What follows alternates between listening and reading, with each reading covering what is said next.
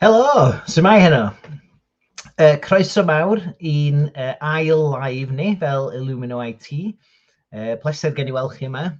Felly heddiw y bwriad ydy i fynd dros tip arall ar gyfer Microsoft 365 yn gyflym iawn efo chi. A heddiw beth da ni'n mynd i wneud ydy edrych ar greu cyfarfodydd o fewn Microsoft Teams, gwahodd pobl i'r cyfarfodydd yna, ac cwpl o ffyrdd gwahanol i wneud hynna.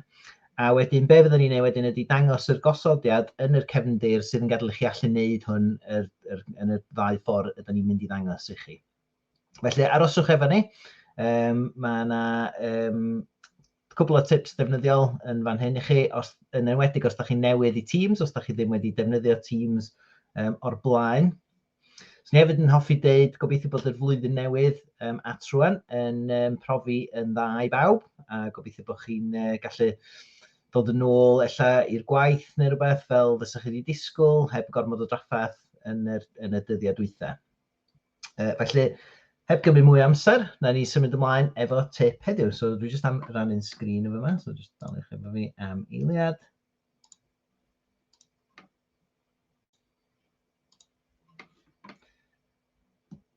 Dyna ni, felly ar hyn o bryd, da chi'n gweld fy sgrin i yn fan yna, a be da chi'n gweld yn fan hyn ydy calendar Teams fi.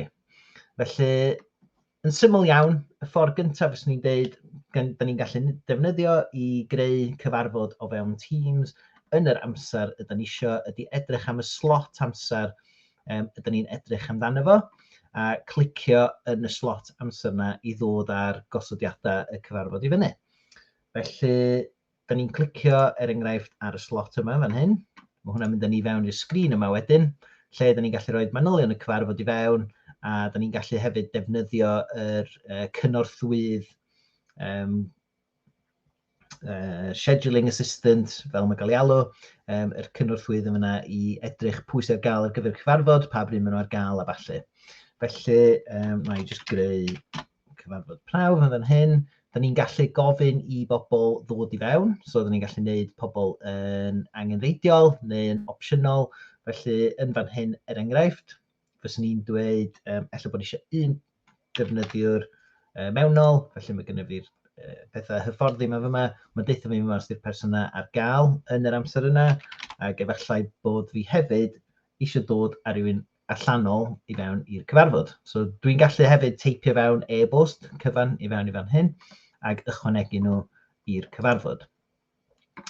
Dwi hefyd wedyn yn gallu gwneud be fyswn ni'n gallu gwneud enghraifft o fewn Outlook, os da chi'n mwy cyfarwydd efo Outlook, so dwi'n gallu deud bod hwn yn gyfarfod trwy'r dydd, dwi'n gallu newid yr cychwyn a'r gorffan, a dwi hefyd, be dwi'n gallu gwneud, ydy roed o mewn sianel o fewn Teams. Felly, enghraifft, os da chi'n gweithio efo tîm o bobl, a mae gennych chi tîm wedi gosod efo sianeli o fewn y tîm yna, ella bod chi eisiau i'r pobl yna sydd yn rhan o'r tîm yna, bob tro allu dod at ei gilydd, ella ar yr un amser bob wythnos, neu ella bod yr gwybodaeth sydd yn y cyfarfod yna bob tro yn mynd ar hyd yr un trywydd.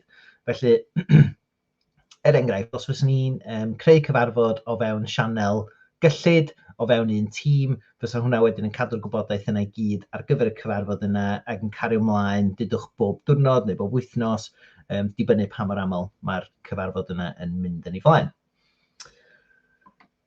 Mae gennym ni hefyd yr opsiwn yma i ychwanegu lleoliad. Ac beth sy'n digwydd efo lleoliad ydy, da ni'n gallu ychwanegu lleoliad ffisegol, lle mae'r pobl yn gallu dod i'r cyfarfod yma.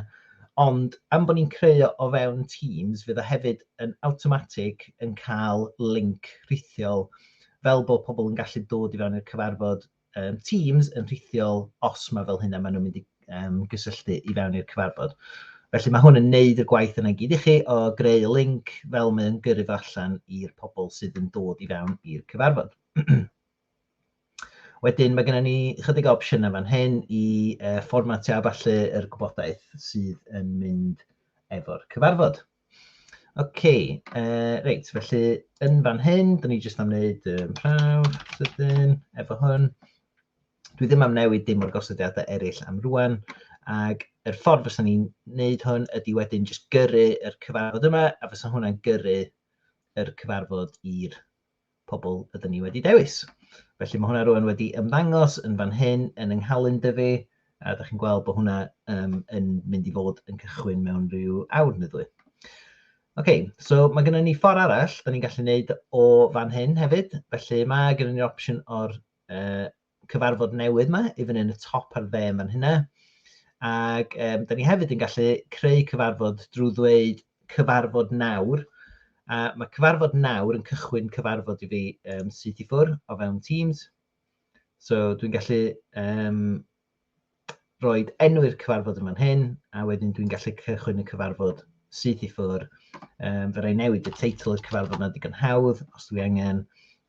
Ond mae o wedi rhoi yr opsiwn i fi o just galw fo'n gyfarfod efo fi mewn ffordd.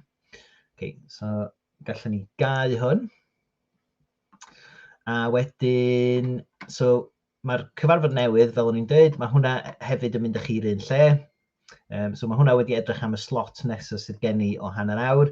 Mae rwan yn 8:21 yn fan hyn, a mae hwn yn 8:30. Felly mae wedi chwilio am y slot hanner awr nesaf. Dwi jyst am ddod â'ch sylw chi'n sydyn yn fan hyn i require registration yma.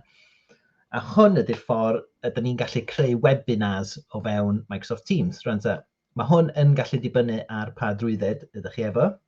Felly mae rhaid i chi gael trwydded sydd yn gadael i chi greu webinar.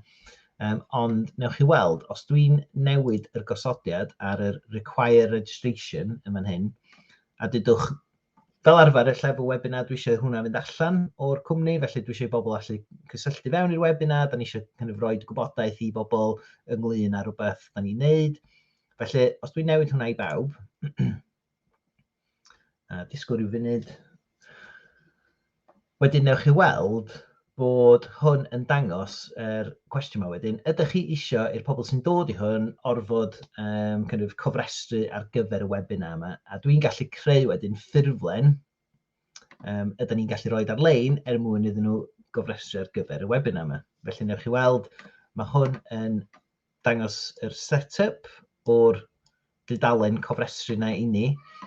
Felly, da ni'n gallu gweld be fydd hwn yn edrych fel i'r pobl. So, hwn di'r ffurflen fydd pobl yn llenwi pen maen nhw yn dod i'r webinar, a fyddwn ni roi llun a bob peth yn fyna. Dwi ddim efo dim mwy amser i fynd trwy hwn ar hyn o bryd, ond jyst i chi gael gwybod bod y link yna a hwnna di'r ffordd yn fan hyn i greu webinar. So ni'n gau hwnna. Wedyn, tu allan i Microsoft Teams, da ni hefyd yn gallu creu cyfarfod o fewn Outlook. So dwi just yn nghalendar Outlook yn fan hyn, dim byd special. A be da chi'n gweld ydy mae yna 2 botwm i fyny fyna ar y top. Da ni'n gallu gwneud yr Meet Now, a be wneud hwnna wneud ydy fel creu'r cyfarfod nawr yn gynharach, wneud hwnna adael iddyn ni just greu cyfarfod syth i ffwrdd a wneud agor cyfarfod i ni o fewn Teams. Os dwi'n clicio ar y botwm New Teams Meeting, wneud edrych ar lle dwi wedi gosod yr cursor yn fan hyn. So ar hyn o bryd, mae'n fyma, creu cyfarfod newydd.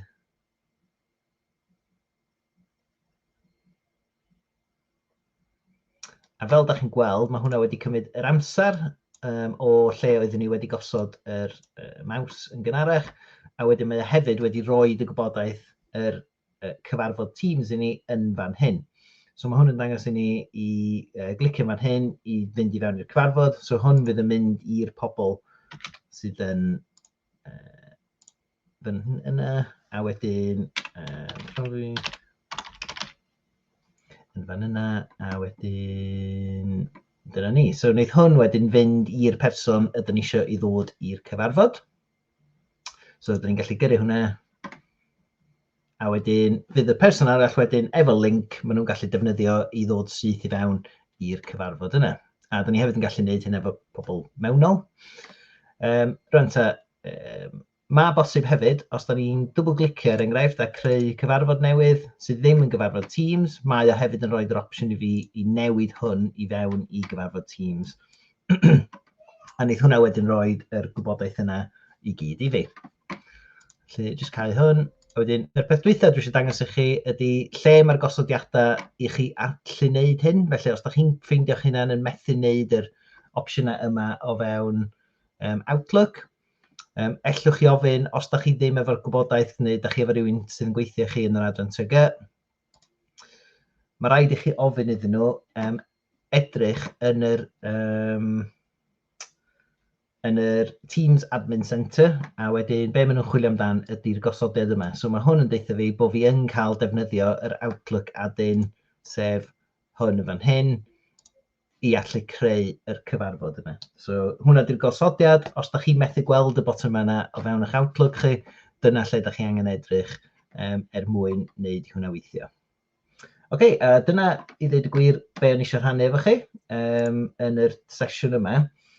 So ni jyst yn hoffi, ni stopio siarad hwnna.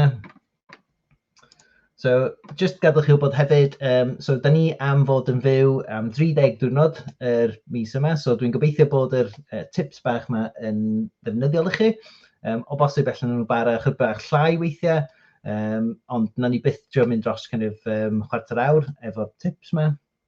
Da ni'n neud nhw'n Saesneg ac yn Gymraeg hefyd.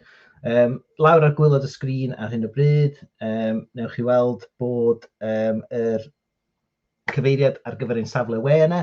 Felly, ewch draw i'r safle we, da ni efo blogs yn fan yna, ac hefyd da ni efo gwybodaeth ynglyn â'r gwasanaethau, da ni'n gallu helpu chi efo petai chi eisiau gweld os da chi angen, neu os da chi angen help efo rhywbeth fel hyn, neu hyfforddiant, hyfforddiant ymgynghori a falle, da ni yn gallu helpu chi efo hwnna i gyd os fyswch chi'n hoffi.